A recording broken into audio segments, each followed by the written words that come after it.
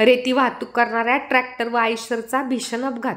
संग्रामपूर ते वरवट मार्गावरील अपघातात एकाचा जागीच मृत्यू।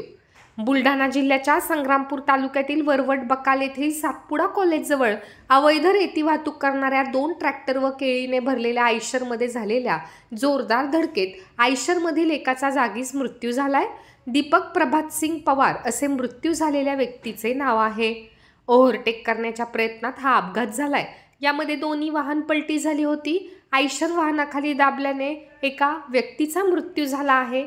या प्रकरणी तामगाव पोलिसांनी गुन्हा दाखल केला आहे।